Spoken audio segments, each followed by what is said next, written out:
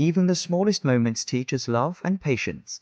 It was a sunny afternoon in Thsabz, a quiet village near Kabul. The fields were green, and the mud brick houses stood close together with wooden doors and flat roofs where clothes hung drying in the breeze. Inside one of these homes lived little Moied Latifi, a bright, fully-old boy with shiny black hair and curious eyes. He wore a clean white Parahan turban, slightly too big for him, and a small embroidered cap his grandfather had sewn. Moied stood near the doorway where sunlight touched the floor. His mother, wrapped in a light green chador and wearing a long, modest dress beneath, was baking bread on a clay plate near the tanner. The smell of fresh naan filled the air. Moied excited.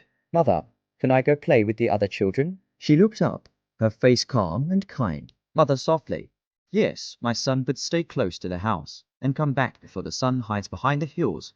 Moied smiled, adjusted his little cap, and ran outside, his white sandals kicking up dust as he joined the village children. The children, both boys and girls, played in an open yard surrounded by mud walls. The boys wore light-colored Parahan turban, while the girls had colorful scarves over their heads and simple dresses decorated with threadwork. They decided to play hide and seek. Moied wanted to be clever to hide where no one would find him.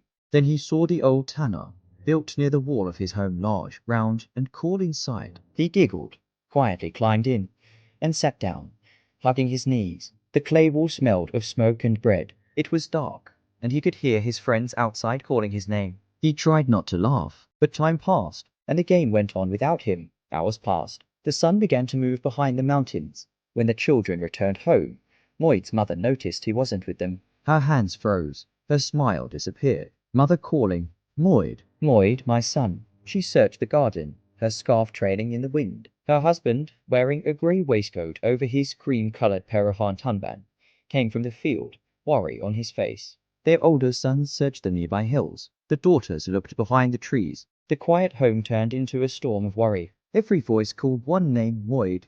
Sound, meowing footsteps on dry earth, just as fear filled their hearts. The family's white cat ran from behind the house, meowing loudly. It circled near the tanner, scratching at the mud. Father surprised. "What's wrong with the cat?" The mother came closer and listened, and from inside came a tiny, sleepy voice. "Moid softly." "Mother," she gasped, fell to her knees, and reached inside with trembling hands. And there he was, little Moid, safe but dusty, blinking up at the light. She lifted him into her arms, holding him tight, whispering, "Alhamdulillah, Alhamdulillah." Mother tearful, gentle. "My son, don't ever hide from us again." "We were so scared," Moid quietly.